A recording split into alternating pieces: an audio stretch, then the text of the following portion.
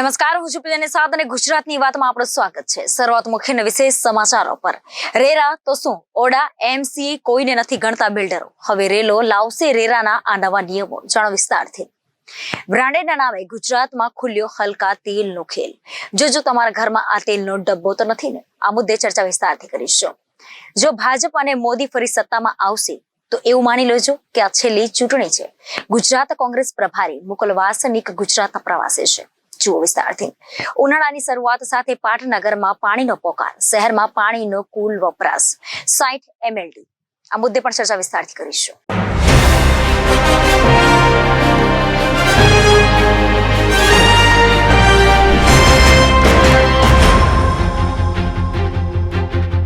તો ચર્ચા કરીશું ગુજરાતની વાતમાં. સમાચાર વિગતવાર. ગુજરાતમાં મિલકત ખરીદનાર હિતોની રક્ષા માટે તથા બિલ્ડર્સ અને ગ્રાહક વચ્ચેના વિવાદો નિવારવા રેરાની રચના કરવામાં આવી છે, જેને Gujarat real estate regulatory authority તરીકે ઓળખવામાં આવે છે. હવે આ ઓથોરિટી એટલે કે રેરા દ્વારા નવા નિયમો લાવવામાં આવ્યા છે.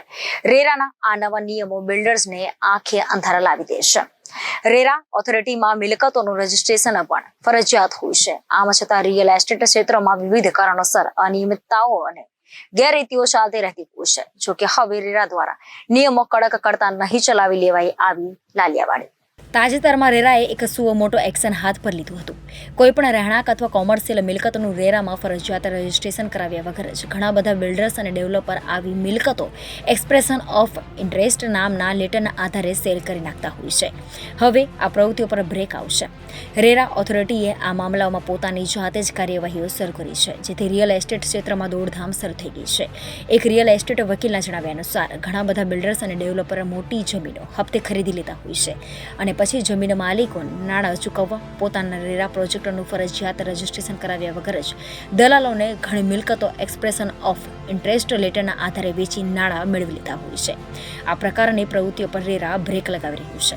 હવે આવી મિલકતોનું પહેલા ફરજિયાત રજીસ્ટ્રેશન થાય એ માટે સુઓ મોટો કાર્યવાહીઓ શરૂ કરી દેવાય છે.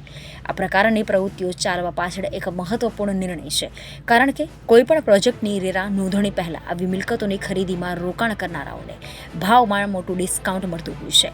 જેમાં ઘણી વખત એવું પણ બને છે કે બિલ્ડર્સ અથવા ડેવલપર જો વધુ સારી પ્રતિષ્ઠા ધરાવતા ન હોય તો તેવા કેસમાં વધુ ડિસ્કાઉન્ટની લાલચે ફસાતા રોકાણકારને રોવાનો વારો આવતો હોય છે. બિલ્ડર્સ પહેલા કાગળિયા પાકા કર્યા વિના બારોબાર પ્રોપર્ટી વેચી દેતા હતા તેવી ઘટના કેટલી વાર સામે આવી ચૂકી છે. અનેકવાર આ પ્રકારની ગેરરીતિઓ બિલ્ડર્સ દ્વારા ખોટી રીતે લાલચ આપીને ખરીદદારોને ઉલ્લુ બનાવવામાં આવે છે. આવા ખરીદદારોના હિતોની રક્ષા માટે ઓથોરિટીએ આ મૂવ ચાલુ કર્યું છે, જેના કારણે ઘણા બિલ્ડર્સ અને ડેવલપર ભારે નાણાં ભીડ અનુભવી રહ્યા છે. ઘણા કેસમાં તો બિલ્ડર્સ અને ડેવલપર આવી 70% મિલકત આ રીતે વેચી નાખતા હોય છે. પછી મોટા પ્રશ્નો ઊભા થતા હોય છે. ઘણા કિસ્સાઓ તો એવા પણ હોય છે કે પ્રોજેક્ટમાંથી નાણાં ઝડપથી રિકવર કરવા બિલ્ડર્સ અને ડેવલપર રેરા તો ઠીક, સ્થાનિક વિસ્તાર વિકાસ સત્તા મંડળ અથવા મહાનગરપાલિકાની મંજૂરીઓ મેળવતા અગાઉ મિલકતો વેચી નાખતા હોય છે. આ પ્રકારના વેચાણ કાયદાની ભાષામાં લીગલ ન લખાય, પણ તો પણ આમ થતું રહે છે. રેરા તો ત્યાં સુધી કહે છે કે જે પ્રોજેક્ટને રેરા પરમિશન ન મળી હોય તે પ્રોજેક્ટની જાહેરાત કે માર્કેટિંગ પણ ન કરી શકાય. આ પ્રકારના મામલામાં પણ રેરા કાર્યવાહીઓ કરી રહ્યું છે. આખી રમત ભરોસાની છે. જો બિલ્ડર્સ અને ડેવલપર અથવા દલાલો ભરોસા પાત્ર ન હોય તો રોકાણકાર આવા રોકાણ સંબંધી કેટલાક પ્રકારના અવરોધો સહન કરવા મજબૂર બની શકે છે. ઘણી વખત તેને પોતાનું રોકાણ નફા સાથે પરત મેળવવામાં તકલીફ પડી શકે છે. આ આખો વિષય હાલ રાજ્યમાં ચર્ચાઓમાં છે. વલસાડમાં બ્રાન્ડેડ તેલના નામે હલકું તેલ વેચવાના કાળા કારોબારનો પર્દાફાશ થયો છે. દુકાનમાંથી બ્રાન્ડેડ તેલ ડબ્બા, કંપનીના સ્ટીકર અને મોટા પ્રમાણમાં સસ્તું તેલ ઝડપાયું છે, જેથી ખળભળાટ મચવા પામ્યો છે. વલસાડ શાકભાજી માર્કેટ ખાતે સિટી પોલીસે રેડ કરી હતી, જેમાં માર્કેટ વિસ્તારમાં આવેલી દુકાનોમાં ઓછી ગુણવત્તાવાળા તેલને બ્રાન્ડેડ કરી વેચાતું હોવાની માહિતી મળી હતી અને પોલીસે રેડ કરી હતી. માર્કેટમાં આવેલી અલગ અલગ દુકાનમાં રેડ કરાતા મોટા પ્રમાણમાં સસ્તું તેલ બ્રાન્ડેડ ડબ્બામાં મળી આવ્યું હતું. સિટી પોલીસની રેડમાં મોટી માત્રામાં સસ્તું તેલ, બ્રાન્ડેડ તેલના ડબ્બા, બ્રાન્ડેડ કંપનીના સ્ટીકર સહિતના સાધનો મળી આવ્યા છે. ઓછી ગુણવત્તાવાળા તેલને બ્રાન્ડેડ કંપનીના તેલના ડબ્બામાં ભરી વેચતા લોકોના સ્વાસ્થ્ય સાથે ચેડા કરવામાં આવી રહ્યું છે. વલસાડ હજુ પણ તેલ કંપની અને પોલીસની ટીમ દ્વારા તપાસ ચાલુ રાખશે. અને આ વિશે મળતી માહિતી પ્રમાણે વલસાડ શહેરના શાકભાજી વિસ્તારમાંથી મળી આવી ડુપ્લિકેટ તેલની ફેક્ટરી માર્કેટ વિસ્તારમાં આવેલી દુકાનોમાં ઓછી ગુણવત્તાવાળા તેલ બ્રાન્ડેડ કરી વેચાતું હતું. વલસાડ પોલીસ અને તેલ કંપની દ્વારા માર્કેટમાં 3 થી 4 જેટલી દુકાનોમાં રેડ કરવામાં આવી હતી, જેમાં બ્રાન્ડેડ કંપનીના નામે સસ્તું તેલ વેચાતું હતું અને દુકાન સંચાલકોની પોલીસે ધરપકડ કરી છે.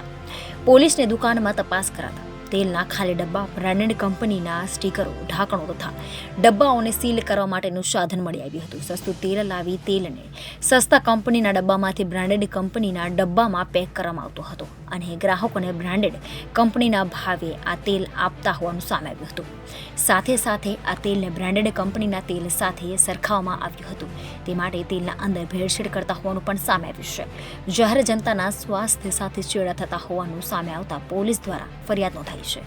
ગુજરાત ભાજપ પ્રદેશ પ્રમુખ સી.આર. પાટીલ આજે અમરેલીના મુલાકાતે છે, જ્યાં બૂથ પ્રમુખ કાર્યકર્તા સંમેલન યોજાયું હતું, જેમાં મોટી સંખ્યામાં કાર્યકર્તાઓ હાજર રહ્યા હતા. આ સંમેલનમાં પૂર્વ મંત્રી ભૂપેન્દ્રસિંહ ચુડાસમા, સાંસદ કાછડિયા, દિલીપ સંઘાણી, કૌશિક વેકરિયા સહિતના આગેવાનો પણ હાજર રહ્યા હતા. તો સી.આર. પાટીલ અમરેલી લોકસભા બેઠકના ભાજપના ઉમેદવારોને 5 લાખ મતોથી વિજય બનાવવા માટે કાર્યકરોને હાકલ કરી હતી. લોકસભા ચૂંટણી 2024ને લઈને ગુજરાતની 26 બેઠકો પર ભારતીય જનતા પાર્ટી દ્વારા બૂથ સંમેલન અને સભા કરવામાં આવી રહી છે. ત્યારે હવે ભાજપ દ્વારા 16 એપ્રિલ સુધી 2 કે 3 શક્તિ કેન્દ્ર અથવા 10 થી 12 બૂથ વચ્ચે એક મોદી પરિવાર સભા યોજવાનું આયોજન કરવામાં આવ્યું છે.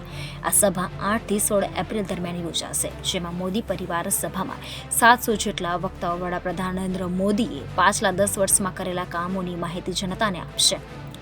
અમરેલી ખાતે બૂથ પ્રમુખ અને કાર્યકર્તા સંમેલનમાં જિલ્લાભરમાંથી મોટી સંખ્યામાં કાર્યકર્તાઓ ઉપસ્થિત રહ્યા હતા. સાથે જ અમરેલી લોકસભા બેઠકના ભાજપના ઉમેદવારને 5 લાખ મતોથી વિજય બનાવવા માટે કાર્યકર્તાઓને હાકલ કરાઈ હતી. પ્રદેશ પ્રમુખ સી.આર. પાટીલે કાર્યકર્તાઓને જીતનો મંત્ર આપ્યો હતો. ત્યારે આપણા અધ્યક્ષ સી.આર. પાટીલે કીધું કે 500 પાર. સી.આર. પાટીલ સાહેબને ખાતરી આપે છે કે આ વખતે અમરેલી 500 પાર હશે, એમાં કોઈ શંકા નથી. વિવિધ રાજકીય પક્ષો લોકસભા ચૂંટણીને લઈને જોરશોરથી પ્રચારમાં લાગી ગયું છે. જો કે ચૂંટણી વચ્ચે વિવિધ રાજકીય પક્ષોમાં આંતરિક વિખવાદ પણ સપાટી પર આવી રહ્યું છે. ગુજરાતની વડોદરા બેઠક પર આંતરિક વિખવાદને લઈને છેલ્લા ઘણા સમયથી ચર્ચામાં છે. ત્યારે સી.આર. પાટીલે કાર્યકર્તાઓને વિવાદોમાંથી બહાર આવવા અપીલ કરી છે. ગુજરાત ભારતીય જનતા પાર્ટીના કાર્યકર્તાઓનો ઉશ્કેરો અનેરો હોય એ તો સ્વાભાવિક છે, પણ અમરેલીની અંદર હમણાં જ્યારે પ્રમુખ એમ કહ્યું કે અમારે ત્યાં દુકાળ પડ્યો હતો 17ની અંદર અને 22ની અંદર સુકાળ પડ્યો, ખૂબ વરસાદ પડ્યો, ખૂબ પાક થયો, સાથે સાથ અમરેલી લોકસભાના વિધાનસભા જે હતા એ બધા જ ચૂંટાઈ ગયા.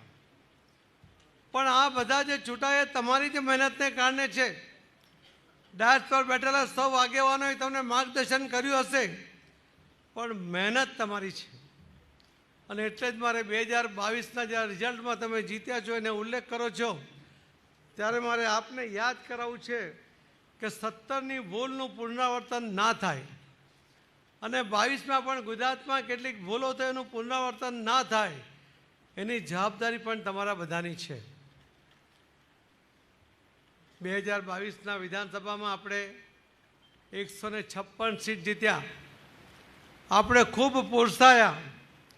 પણ નેશનલ એક્ઝિક્યુટિવમાં જ્યારે મારે ગુજરાતના રિઝલ્ટની વાત કરવાની હતી ત્યારે મેં પહેલો શબ્દ કહ્યો હતો કે મારી આંખમાં આંસુ નથી દેખાતા, પણ હૃદય રડે છે કે 26 સીટ અમે હારી ગયા. બધાને એવું લાગે કે તો હાર જીત થતી હોય છે, પણ હાર એ આપણને સ્વીકાર્ય નથી મિત્રો. અને એ પણ કોઈ નાની ભૂલને કારણે થાય તો એ રિઝલ્ટનું પણ વિશ્લેષણ મારે આપની સમક્ષ એટલા માટે કહેવું છે કે તમે જીતના મદમાં છો, પણ શું ભૂલ થઈ એ કદાચ તમે એની પર ધ્યાન નથી આપ્યું. 2022ના ઇલેક્શનની અંદર આ પાર્ટીને કુલ મળીને 40 લાખ મત મળ્યા, કોંગ્રેસને 80 લાખ મત મળ્યા, ભારતીય જનતા પાર્ટીને 1,68 લાખ મત મળ્યા.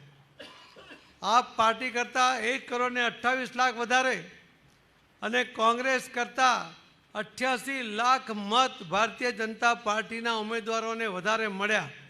અને છતાં ફક્ત 3,05,000 મત માટે આપણે 26 સીટ હારી ગયા. આપણે ભૂલ કરી કે નહીં? આપણે શું ભૂલ કરી? ગીર સોમનાથની અંદર આપણે ફક્ત 922 મત માટે હાર્યા. ખંભાત 3700 મતે, ગારિયાધાર 3500 મતે, બોટાદ 3000, માણાવદર 3000, પોરબંદર 5000, આંકલાવ 2700 મતે હાર્યા. જિગ્નેશ મેવાણીની સીટ 4000 હાર્યા. દાતા 2000 હાર્યા. ચાણસમાં 1400 મતે હાર્યા. ખેડબ્રહ્મા 1600 મતે હાર્યા. આ રીતે લગભગ વિજાપુર 7000 હાર્યા.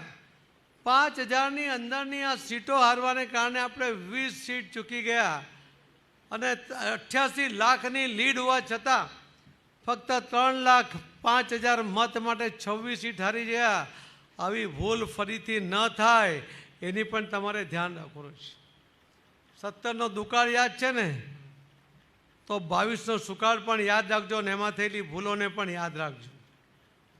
એટલા માટે હું એક દાખલો આપતો હું છું. ઘણીવાર કે એક ગામમાં કોઈ મહાદેવનું મંદિર હતું. ગામના લોકો ભેગા થયા. બધાએ નક્કી કર્યું કે કાલે સવારે શ્રાવણ સોમવાર છે, પહેલો સોમવાર છે, આપણે બધા એક લોટો પણ નહીં, ખાલી લોટી દૂધ આપણે મહાદેવને ચડાવીશું. એક ભાઈએ નક્કી કર્યું કે બધા જ્યારે દૂધ ચડાવવાના હોય તો હું એક પાણી ચડાવીશ તો શું ખબર પડશે. એ ભાઈ તો પાણીની લોટી લઈને ગયા અને પાણી ચડાવ્યું. મહાદેવ પર સવારે એક ટીપું પણ દૂધ નહોતું, બધું પાણી જ હતું. કેમ કે બધાએ જ આવો વિચાર કર્યો કે બધા દૂધ ચડાવવાના તો હું પાણી ચડાવી દઉં. આવી ભૂલ નહીં કરતા. આજે આપણે થોડા મતે જે 20 સીટ હાર્યા એનું કારણ છે 3,05,000 મત માટે 26 સીટ હાર્યા. એમાં બધાના લોટીમાં પાણી હતું. નાની મોટી બધાએ ભૂલ કરી હશે. તમને મારી એ જ વિનંતી છે કે આમાંથી બોધપાઠ લેજો. તમારી લોટીમાં દૂધ જ હોવું જોઈએ. બીજાએ જે કરવું હોય તે કરે. તમારો સંકલ્પ હોવો જોઈએ કે મારી લોટીમાં દૂધ જ હશે અને હું દૂધ ચડાવીશ. એનો અર્થ એ છે કે મને સોંપેલું કામ હું પૂરી નિષ્ઠાથી કરીશ. આ સંકલ્પ સાથે જો તમે કામ કરશો તો ખૂબ સારું રિઝલ્ટ તમે મેળવી શકશો. અને જે 5 લાખની લીડની વાત કરી છે એના કરતાં પણ વધારે લીડ એમાં મેળવી શકાશે. નારાયણભાઈ ગયા વખતે કેટલા મતે ચૂંટાયા હતા? 2 લાખ. તો 2,17,000 પછીના 19નું ઇલેક્શન હતું અને ત્યાર પછી 20ની અંદર મેં જવાબદારી મને મળી ત્યારે મને નારાયણભાઈને જોયા તો કે મારા તો 7 વિધાનસભા હારી ગયા છે, એક પણ સીટ જીતી નથી. બહુ ટેન્શનમાં હતા. આપણે કૌશિકભાઈને પ્રમુખની જવાબદારી આપી, મહામંત્રી હતા. નારાયણભાઈના કહેવાથી જ કે એમને કહ્યું કે એક યંગ આપો. પણ આખી ટીમ, વડીલોની પણ મદદ જોઈશે, યુવાનોની પણ ધગર જોઈશે અને કાર્યકર્તાઓની તાકાત જોઈશે તો જ રિઝલ્ટ મળાય. એ આપણે 2022ની અંદર આપણે જોયું છે. સ્થાનિક સ્વરાજ્યના ઇલેક્શન વખતે પણ આપણી પાસે 31માંથી ફક્ત 5 જિલ્લા પંચાયત હતી. મેં આવીને કહ્યું કે અમે 31 જીતીશું. કોંગ્રેસવાળા 8 બાય ઇલેક્શન તો હાર્યા હતા. એમને કહ્યું કે તમે ગામમાં આવજો તો ખબર પડશે. સારું આવીએ છીએ, જોઈ લઈએ. પણ ગામમાં 31માંથી 31 સીટ જિલ્લા પંચાયતને જીતીએ તમારી તાકાત પર જીતી શક્યા મિત્રો. તાલુકા પંચાયત 231માંથી 213 જીત્યા. નગરપાલિકા 91 ઇલેક્શન તેમાંથી 89 જીત્યા. તો હું પ્રમુખ થયો એટલે કે મારી પાસે જાદુઈ લાકડી હતી કે આમ ફેરવી દીધે જીત થઈ ગઈ. મારી પાસે કોઈ જાદુઈ લાકડી નથી. પણ મને તમારી તાકાતમાં વિશ્વાસ છે, મને કાર્યકર્તાઓના ટેલેન્ટમાં વિશ્વાસ છે, એમની મહેનતમાં વિશ્વાસ છે અને એના આધારે અમે કહ્યું તો કે સ્થાનિક સ્વરાજ્યની અંદર 90%થી વધારે સીટો જીતીશું અને 90.5% સીટો આપણે એમાં પણ જીત્યા હતા. સહકારી ક્ષેત્રની અંદર બધા ઇલ્લુ કરતા હતા. જવાબ તો આપો યાર, કરતા હતા, હસો તો ખરા. અને બહુ લાગે તો તાળી બી પડાય જો જાગતા હો તો. અહીંયા તાપ બહુ પડે એટલે કે બપોરે બધા જલ્દી સૂઈ જાય એવું તો નથી ને? જમવા પર તો નહીં સૂતા હશે. કેવા છો યાર, તમે બોલતા જ નથી કંઈ. હું ભાષણ કરવા આવ્યો નથી ભાઈ. આપણે તો 2 વે વાત કરીએ છીએ. જવાબ આપવો પડશે તમારે. તમે ઊભા થઈને પૂછો તો હું બી તમને જવાબ આપીશ.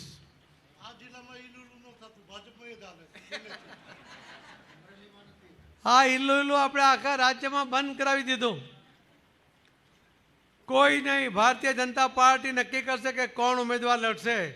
એને મેન્ડેટ આપીશું. આપણે 350માંથી 349 સંસ્થાઓ જીત્યા છે અને ખૂબ મોટી સીટ 16 હોય તો 16માંથી 16, 16માંથી 15, 16, 14 આવી સીટો આપણે જીત્યા.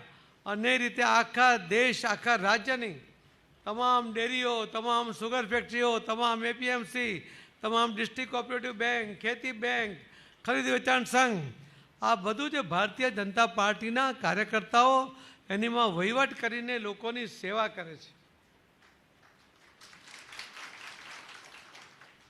જેટલું પાર્ટીના સંગઠનનું મહત્ત્વ છે ને એટલું જ મહત્ત્વ સહકારી સંસ્થાઓનું પણ છે. અને એ સહકારી સંસ્થામાં જ્યારે આપણા લોકો બેઠા હોય સંપૂર્ણપણે બિલકુલ દૂધે ધોયેલા જેવા, કે એમાં કોઈની સાથે ગઠબંધન ના કર્યું હોય તો તમે લોકોની 100% સેવા કરી શકો. સરકાર જે કેટલાક નિર્ણય ના કરી શકે એની મર્યાદા આવે, પણ સહકારી સંસ્થાએ નિર્ણય કરીને લોકોની સેવા કરી શકે એટલી તાકાત એ સહકારી સંસ્થાઓમાં છે અને એના પરિણામ પણ આપણને દર વખતે મળતા રહ્યા છે. તો આજે તો સરકાર પણ આપણી છે 156 સીટ સાથે અને સહકાર પણ 349 સીટ જીત્યા છે. બાકીના ઇલેક્શન બાકી છે, એ પણ લગભગ 30-32 બાકી છે. જેવા જેવા ઇલેક્શન આવશે આપણે 100% એ બધી જ સંસ્થાઓ પણ જીતવાના છે, એની હું તમને અહીંયાથી ખાતરી આપું છું.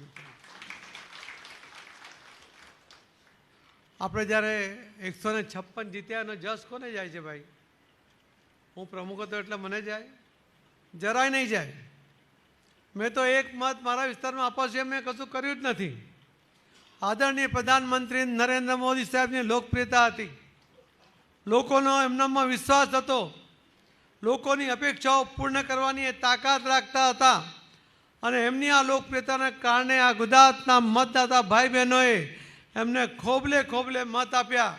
આપણા ઉમેદવાર સામે કદાચ અણગમો હોય તો પણ એને માફ કરીને મોદીને જીતાડવા છે એ ભાવના સાથે એમણે મતદાન કર્યું. એટલે પહેલો જસ જાય છે એ આપણા આદરણીય પ્રધાનમંત્રી શ્રી નરેન્દ્ર મોદી સાહેબને. બીજો જસ જાય છે કે જેમણે એક એક ગામ ખૂંદીને ગુજરાતને ખૂંદી વળ્યા છે. કયા વિસ્તારનો કયો કાર્યકર્તા કેટલો સક્ષમ છે, એની કેટલી તાકાત છે, કોણ જીતી શકે એમ છે, કયા સમાજને ક્યાં પ્રતિનિધિત્વ આપવું છે, એ રીતે જેમણે ઉમેદવારોના સિલેક્શનમાં મહત્ત્વનું યોગદાન આપ્યું અને આપણને માર્ગદર્શન કર્યું એવા શ્રી અમિતભાઈ શાહ સાહેબને બીજો જસ. અને ત્રીજો જસ ગુજરાતના મતદાતા ભાઈ બહેનોને કે એમણે મોદી સાહેબમાં વિશ્વાસ કરીને ભારતીય જનતા પાર્ટીના ઉમેદવારોને નાની મોટી ફરિયાદો હતી છતાં પણ એને મત આપ્યા. એટલા માટે ત્રીજો જસ એ મતદાતા ભાઈ બહેનોને. અને ચોથો જસ ભારતીય જનતા પાર્ટીના અહીં બેઠેલા આગેવાનો, કાર્યકર્તાઓ, કે તમારો મતદાતાઓ સાથેનો સંપર્ક, તમે ઉભો કરેલો વિશ્વાસ, એ તમારા સંપાદન કરેલા વિશ્વાસને કારણે મતદાનને દિવસે આ મતદાતાઓને મથક સુધી લઈ જઈને એમને ભારતીય જનતા પાર્ટીના તરફેણમાં મતદાન કરવામાં તમે જે સિંહ ફાળ્યો આપ્યો એના કારણે આ 156 સીટ જીત્યા. એના માટે આ ચોથો જસ એ તમને બધાને જાય છે. જીતું અને જીત્યા પછી સારો વહીવટ કરો એ બંને ખૂબ મહત્ત્વની વાત છે અને એ ઉજાગર થયું છે. આપણે એ સાબિત કર્યું છે કે આપણે સત્તા, આપણે પોલિટિકલ પાર્ટીના કાર્યકર્તા છે, આપણે સત્તા પ્રાપ્તિ માટે ઇલેક્શન લડીએ છીએ, પણ સત્તા પ્રાપ્ત કરીને સત્તાના માધ્યમથી આપણે સેવાકીય પ્રવૃત્તિ કરીએ છીએ અને એટલા જ માટે લોકોનો ગુજરાતમાં ભારતીય જનતા પાર્ટીના એક એક કાર્યકર્તા પર વિશ્વાસ એ ઊભો છે. આ કાર્યકર્તાની તાકાત કેટલી છે? મોદી સાહેબ ઘણીવાર કહેતા હોય છે કે ખૂબ મોટું વાવાઝોડું આવે, જબરજસ્ત હવા ફૂંકાય, પણ તમારા સાયકલની ટ્યુબમાં તમારે હવા ભરી હોય, તમે ટ્યુબ એનો વાલ હવાના રૂખ તરફ મૂકીને ઊભા રહો તો એ વાલથી, એ હવાના તાકાતથી પણ તમારી સાયકલની ટ્યુબમાં હવા નથી ભરાતી. એના માટે શું જોઈએ છે? પંપ જોઈએ, એક નાનો પંપ જોઈએ. મોદી સાહેબનો આ વાવાઝોડું ફૂંકાતું હોય ને, એ વાવાઝોડામાં ભલભલા કોંગ્રેસના વિરોધીઓના મારથીઓ ઉડી જાય છે, પણ સાયકલની ટ્યુબમાં હવા ભરાતો અહીં જે બેઠેલા આપણા પંપ છે ને, એ દરેક ઉમેદવારના પંપમાં એના ટ્યુબમાં કેટલી હવા જોઈએ છે, એને જીતવા માટે કેટલા મત જોઈએ છે, એટલી હવા તમે ભરો છો. એટલે મહત્ત્વનું તમારું યોગદાન એ પંપ બનીને તમે આપો છો, એના માટે તમે બધા અભિનંદનના અધિકારી છો. એક દાખલો તમને બીજો પણ આપું, ખરેખર ન આપવા જેવો છે પણ આપી દઉં. ઇમરાન ખાન પહેલી વાર પાકિસ્તાનમાં એક રેડ સિગ્નલ છે એટલા માટે કહું છું કે પહેલી વાર ઇમરાન ખાન પાકિસ્તાનમાં ઇલેક્શન લડતા હતા ત્યારે એને જોવા માટે પસાર થયા, ત્યારે એને જોવા માટે 200 કિલોમીટર સુધી લોકોની લાઈન લાગતી હતી પાકિસ્તાનની અંદર. ન્યૂયોર્ક ટાઈમ્સે પણ એમ લખ્યું હતું કે ઇમરાન ખાન આ વખતે સરકાર બનાવશે. અમે અમારા મિત્રોમાં જ્યારે બેઠા ત્યારે મેં કહ્યું કે આ નહીં બનાવે, હારી જશે. કોઈ માનવા તૈયાર નહોતું, કેમ કે હું અહીંયા બેઠા બેઠો અમને કે આ ઠોકાઠોક કરે છે. 182 કીધો ત્યારે બી એવું લાગતું હતું ને, પછી 156 આવ્યો એટલે જરા બધા બોલો તો ખરા યાર. 182માં તમને લાગતું નહોતું ને, તમે બધા મૂછમાં હસતા હતા ને, પણ ત્યારે તો પેલો કોરોના હતો એટલે બધું માસ્ક બાંધેલો હતો એટલે ખબર નહીં પડતી હતી. પણ 156 આવ્યા ને એટલે બધાને બોલતી બંધ થઈ ગઈ. તો મેં કહ્યું કે ઇમરાન ખાન હારી જશે. એટલે મારા મિત્રો કે જો ન્યૂયોર્ક ટાઈમ્સ પણ કહે છે કે એને સ્થળ પર જઈને ત્યાં જઈને રિપોર્ટિંગ કર્યું છે. મેં કીધું એણે જે કર્યું હોય તે કર્યું હશે. અને રિઝલ્ટ આવ્યું ત્યારે ઇમરાન ખાન પોતે એક સીટ પર જીત્યો, બાકીના બધા જ એના ઉમેદવારો હારી ગયા. આટલી બધી જબરજસ્ત લોકપ્રિયતા એની તે વખતે હતી, ને છતાં હારી કેમ ગયો? એની પાસે ભારતીય જનતા પાર્ટીના જે પંપ હતા ને, પંપ છે ને, એવા પંપ એની પાસે નહોતા. એની પાસે કાર્યકર્તા નહોતા. લોકપ્રિયતા હતી, વાવાઝોડું હતું, પણ પંપ નહોતો, એના માટે હારી ગયા. અહીંયા તો 1,13,00,000 પ્રાથમિક સદસ્યો પંપ રૂપી આપણી પાસે છે. 74 લાખ જેટલા પેજ કમિટીના સભ્યો છે. ઘણા કાર્યકર્તાઓને મનમાં હોય છે કે 1,13,00,000 પેજ પ્રાથમિક સદસ્યો છે, પછી આ પેજ કમિટી શું છે? એનો જવાબ તમને આપી દઉં. 1,13,00,000 જે પ્રાથમિક સદસ્યો છે એ મારા ઘરમાં હું, મારી પત્ની, મારો દીકરો, એની પત્ની, જેટલા લોકો રહેતા હોય બધા જ પ્રાથમિક સદસ્ય બની શકે. પણ પેજ કમિટીનો સભ્ય તમે ઘરમાંથી એક જ વ્યક્તિ બની શકે. અને 74 લાખ છે. એનો અર્થ છે કે ગુજરાતની અંદર 74 લાખ ઘરોની અંદર એક આપણો પેજ કમિટીનો સભ્ય આપણો કાર્યકર્તા બેઠો છે. અને એના ઘરમાં જો 3 મત આપણે એવરેજ ગણીએ અને આ જો મતદાન તમે કરાવી શકો તો 74 ગુણ્યા 3 એટલે 2,22,00,000નું મતદાન થાય. ગયા વખતે વિધાનસભામાં આપણને 168 મળ્યા હતા, કોંગ્રેસને 80 મળ્યા હતા. એ પણ આ વખતે ઓછા થઈ જવાના છે. આપ તો છે જ નહીં. તો આ જો 2,22,00,000 મત આપણને મળે ને, તો કોંગ્રેસ કરતાં ગયા વખતની લીડ છે એમાં બીજા 54 લાખ ઉમેરાઈ જાય. અને એના જે ઓછા થાય તે વધારે ઉમેરાય. એટલે 5 લાખની લીડ તો તમે સહજતાથી કરી શકો એમ છો.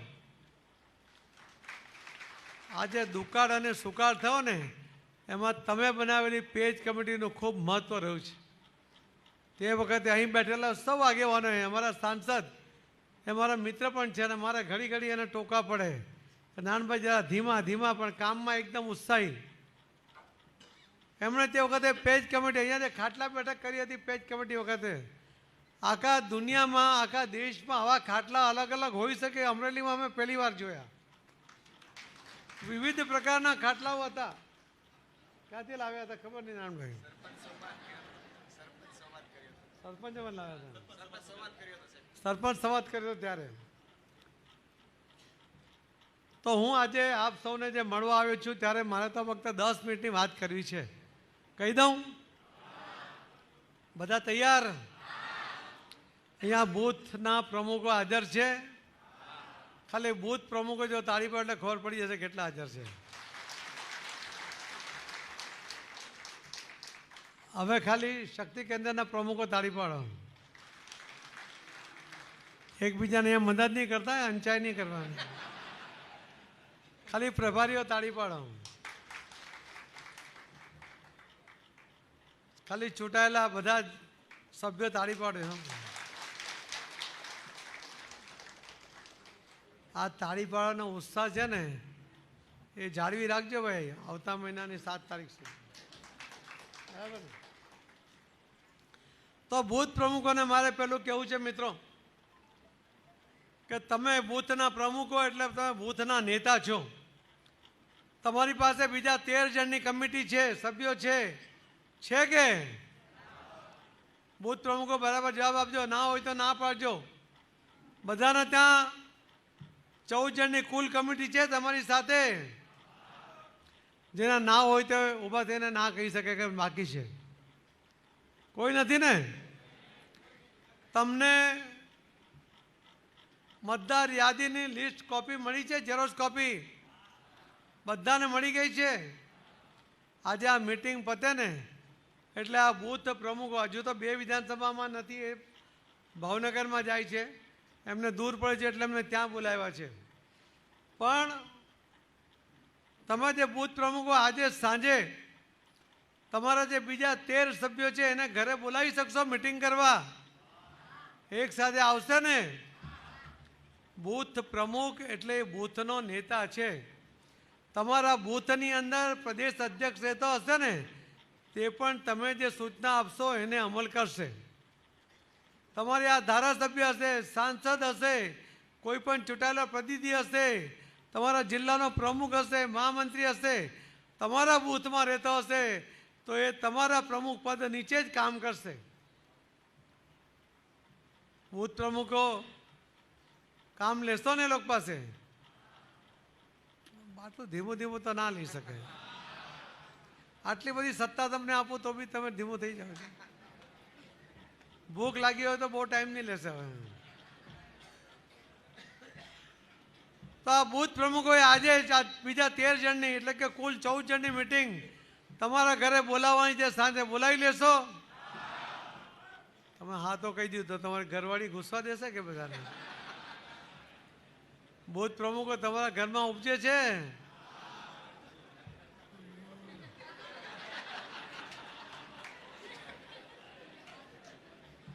તમે તો ફાંકા મારો છો. મારું નથી ઉપજતું, તમારું ક્યાંથી ઉપજે? આ દિલીપભાઈને પૂછો, મને ખબર છે એમને ઘરમાં નહીં ઉપજે. ચેરમેન ભલે હોય એફકાના, બધાનું એવું જ છે. દિલીપભાઈ એ ગીતાનો સાર, ગીતા કે તેમ કરે. પણ મિત્રો એ તમારા પત્ની એ બેન જો ના પાડે ને અને તમને ખગડાવે તો એમ કહેવાનું ગાંડી. પ્રેમથી કહેવાય કે હું તો મોદી સાહેબને જીતાડવા માટે, એમને 3જી વાર પ્રધાનમંત્રી બનાવવા માટે આ મિટિંગ રાખી છે. તો કે પહેલાં કહેતા હોય તો એવું કહેશે અને પછી બધાને નાસ્તો ને ચા બી પીવડાવશે કે મોદી સાહેબ માટે મિટિંગ છે. ગુજરાત પ્રદેશના પ્રભારી અને રાજ્યસભાના સાંસદ મુકુલ વાસનિક આજે ગુજરાતના પ્રવાસે આવ્યા છે. પ્રદેશ કોંગ્રેસ કાર્યાલય ખાતે બેઠકોનો ધમધમાટ ચાલી રહ્યો છે. રાજ્યની બાકી રહેલી 4 બેઠકો માટે ઉમેદવારોના નામો નક્કી કરવા મનોમંથન કરવામાં આવી રહ્યું છે. ત્યારે ગુજરાત કોંગ્રેસના પ્રભારી મુકુલ વાસનિકે ભાજપ પર પ્રહારો કર્યા હતા. ભાજપ સામે મોટું નિવેદન આપતા તેમણે કહ્યું કે જો ભાજપ અને મોદી ફરી સત્તામાં આવશે તો એવું માની લેજો કે આ છેલ્લી લોકસભા ચૂંટણી છે. ભાજપના શાસનમાં યુવાનો, મહિલાઓ, ખેડૂતો સાથે અન્યાય થયો છે. ભાજપના શાસનમાં ખેડૂતો આજે પણ આત્મહત્યા કરી રહ્યા છે. ભાજપ ફરી સત્તા પર આવશે તો હવે ચૂંટણી નહીં થાય. આ ચૂંટણી બંધારણને બચાવવા માટેની છે. મુકુલ વાસનિકે પ્રેસ સંબોધતા જણાવ્યું હતું કે ચૂંટણીની જાહેરાત પહેલા જ દેશમાં બદલવાનું વાતાવરણ જોવા મળી રહ્યું છે. 10 વર્ષ પહેલા ગુજરાતના જ એક નેતાએ મહત્વપૂર્ણ જવાબદારી સ્વીકારી હતી. સમાજના દરેક વર્ગને લોભા મહામણા વચનો આપ્યા હતા. આજે 10 વર્ષના અંતે વચનોને પૂર્ણ કરવા કોઈ પ્રામાણિક પ્રયત્નો થયા નથી. યુવાનો, વેપારીઓ, ખેડૂતો અને મહિલાઓ સાથે અન્યાય થયો છે. અનેક ખેડૂતો આજે પણ આત્મહત્યા કરી રહ્યા છે. સમાજના તમામ વર્ગ, વંચિત વર્ગ, પરેશાન વર્ગને પડતો મૂકવામાં આવ્યો છે. સરકારના 10 વર્ષ અંધકાર, અરાજકતા, અન્યાય અને નફરત ફેલવાઈ રહી છે. જો ફરી મોદી અને ભાજપ સત્તામાં આવશે તો એવું માની લેજો કે આ છેલ્લી લોકસભા ચૂંટણી હશે. ભારતનું બંધારણ તમામ લોકોને સમાન અધિકાર આપે છે. તેની સામે અનેક મુશ્કેલીઓ છે. બંધારણને બચાવવા માટેની આ ચૂંટણી છે. જો ભાજપ અને મોદી ફરી સત્તામાં આવશે તો એવું માની લેજો કે આ છેલ્લી લોકસભા ચૂંટણી છે. जिस दिन से चुनाव आयोग ने औपचारिक तौर पर चुनाव की तिथियों की घोषणा करी, उसके कुछ समय पहले से ही एक बदलाव का वातावरण देश भर में कोने कोने में नजर आ रहा है. 10 साल पहले देश की राजनीति में यहीं से एक नेता ने एक महत्वपूर्ण जिम्मेदारी संभाली. जिम्मेदारी संभालने के लिए जब वे यहां से चले थे तो समाज के तमाम वर्गों को अलग अलग तरीके से उन्होंने लुभावने के लिए वादे किए थे. आज 10 साल के कार्यकाल में अगर देखेंगे तो ये पता चलता है कि दिए हुए वो हर वादे कहीं पर भी अमल में लाने की दिशा में उनकी ओर से, उनकी सरकार से ओर से कोई प्रामाणिक प्रयास नहीं हुआ. नौजवानों के साथ धोखा हुआ, महिलाओं के सुरक्षा का वादा किया था उनके साथ धोखा हुआ, व्यापारियों के साथ धोखा हुआ. जिस तरह से जीएसटी देश में लाने का काम किया, उस जीएसटी से व्यापार बढ़ने की जगह वहां पर रुकावटें बनी है, ये हमने सबने देखा. किसानों के साथ धोखा हुआ. जो 3 काले कानून संसद में पारित करे थे वो किसानों के हक में नहीं थे, वो किसानों के खिलाफ में थे. आखिर सरकार पर इतना दबाव आया कि सरकार को वो कानून पूरी की पूरी तरह से वापस लेने का काम करना पड़ा. 2022 के ही अगर आंकड़े देखे जाए तो पता चलता है कि 11,290 किसानों ने पूरी एक वर्ष में आत्महत्या करी.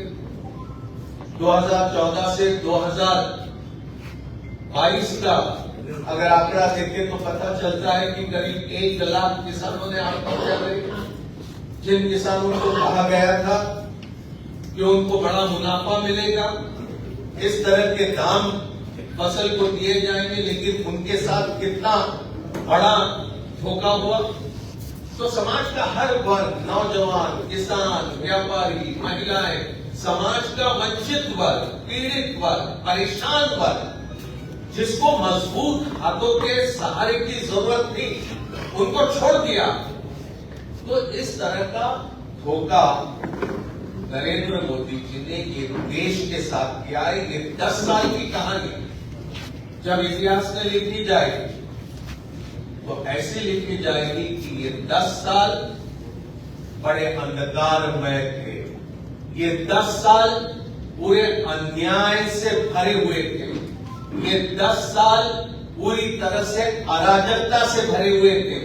ये 10 साल सरकार की ओर से नफरत और द्वेष फैलाने में बिता दिए. इस तरह से ये 10 सालों की कहानी लिखी जाएगी.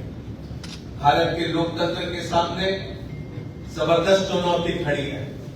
अगर फिर दोबारा दुर्भाग्यवश अगर नरेंद्र मोदी जी और भारतीय जनता पार्टी सत्ता में आते हैं तो ये मान लेना होगा कि ये इस बार जो लोकसभा का चुनाव हो रहा है ये आखिरी का चुनाव साबित होगा.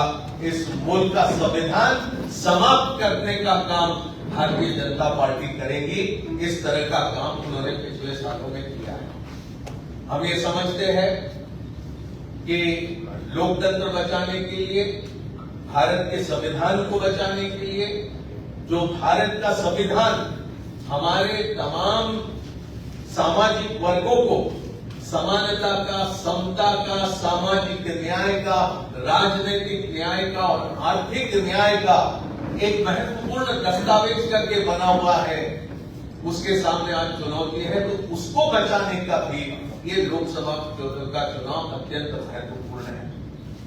भारतीय राष्ट्रीय कांग्रेस की तरफ से मल्लिकार्जुन खड़गे साहब, हमारे माननीय कांग्रेस अध्यक्ष आदरणीय सोनिया गांधी जी, आदरणीय राहुल गांधी जी ने देश के समक्ष हमारे न्याय पत्र को रखा है। हमने ये सारे चुनाव में, ये लोकसभा चुनाव में न्याय को रेखांकित किया है, क्योंकि पिछले 10 साल ये अन्याय भरे रहे हैं। और हमारे ये न्याय पत्र के जरिए हम वादा करते हैं नौजवानों को, हम वादा करते हैं महिलाओं को, हम किसानों को वादा करते हैं, श्रमिकों को वादा करते हैं, और इसी के साथ साथ हम सामाजिक और आर्थिक जनगणना करके हम समाज के विभिन्न वर्गों को भी हिस्सेदारी का, न्याय का एक विश्वास दिलाते हैं, वादा करते हैं। कल हम जब सरकार में आते हैं लोगों के समर्थन के जरिए, तो हमारा ये वादा है कि हर शिक्षित युवा को पहली नौकरी पक्की रहेगी, उसको 1 लाख रुपए सालाना का स्टाइपेंड हम देने का काम करेंगे। जितने भी सरकारी पद आज रिक्त पड़े हैं, जो अनुमानित 30 लाख है, वो हम एक निश्चित समयावधि में हम भरने का काम करेंगे। हम एक 5,000 करोड़ का एक अलग से कॉर्पस फंड बनाएंगे, जिसके जरिए हर जिले में स्टार्टअप शुरू करने के लिए केंद्रीय सरकार की ओर से आर्थिक सहयोग देने का काम होगा। गरीब परिवारों की महिलाओं को सालाना 1 लाख रुपए मदद देने का भी हमारा वादा है। हम किसानों के कर्ज माफी के लिए एक स्थायी तौर पर हम कमीशन गठित करने का काम करेंगे, और एमएसपी सुनिश्चित करने के लिए हम कानूनी गारंटी देने का भी हम वादा करते हैं। स्वामीनाथन जी ने जो सिफारिशें करी थी किसानों के संबंधित और किसानी से संबंधित, हम उन सिफारिशों को लागू करने का भी वादा करते हैं। मनरेगा में 400 रुपए न्यूनतम रोजी देने का भी हमारा वादा है, और हम ये वादा करते हैं कि जो 50% का आरक्षण पर एक प्रतिबंध लगा है कि दलित, आदिवासी और अन्य पिछड़े वर्गों को 50 से अधिक आरक्षण नहीं मिल सकता है, तो उसको भी हम संसद में कानून के जरिए हम शीतल करेंगे, ताकि हम अधिक मात्रा में दलित, आदिवासी और अन्य पिछड़े वर्गों को हम आरक्षण के जरिए फायदा पहुंचाने का काम करेंगे। हमारा प्रयास रहेगा कि जो दबा कुचला व्यक्ति है, जिसके आंखों में आज भी आंसू बने हैं, अपने आंसुओं से जो अपनी प्यास बुझाने का काम करता है, लेकिन जिसके तरफ भारतीय राजनीति में जिन्होंने तमाम वादे करके इस संदर्भ में पूछने होंगे, तो आप जरूर पूछिए, मैं उसका समाधान करने की कोशिश करूंगा। એક બાજુ સરકાર 24 કલાક પાણી આપવાની વાતો કરે છે, ત્યારે બીજી બાજુ ગાંધીનગરના અનેક ઘરોમાં પૂરતું પીવાનું પાણી મળતું નથી। કેટલીક જગ્યાએ તો પાણીના ટેન્કરો મંગાવવા પડી રહ્યા છે। જાણો શું છે સમગ્ર વિગત। શહેરમાં ગરમીનો પારો સતત વધી રહ્યો છે। માર્ચ મહિનાથી ગરમીની શરૂઆત થઈ ગઈ છે। તાપમાનનો પારો 40 ડિગ્રીએ પહોંચ્યો છે, ત્યારે રાજ્યની રાજધાનીમાં પાણીની પોકાર શરૂ થઈ છે। ગાંધીનગરમાં અનેક સેક્ટરમાં પાણીની પળુઝડ શરૂ થઈ છે। સેક્ટર 1, 2, 3, 4 અને 5માં પાણીના પોકારના પગલે તંત્રની ઊંઘ ઉડી ગઈ છે। ગાંધીનગરના અનેક સેક્ટરોમાં પાણીનું પ્રેશર ઓછું આવે છે। ગાંધીનગરમાં પાણીનો કુલ 60 MLDનો વપરાશ છે। 30 MLD સેક્ટર 1 થી 14 ને સરિતામાંથી સપ્લાય કરવામાં આવે છે। બીજું 30 MLD સેક્ટર 15 થી 30 ને ચરડી વોટર પ્લાન્ટમાંથી સપ્લાય કરવામાં આવે છે। પાણીની લાઇનની શરૂઆતમાં જ બોરિંગનું અને બાદમાં નર્મદાનું પાણી આવે છે। પાટનગર યોજના વિભાગના ડેપ્યુટી ઇજનેર હર્ષદભાઈ દવેએ જણાવ્યું હતું કે ગાંધીનગરમાં સવારે 6 થી 8 સુધી પાણી આપવામાં આવે છે.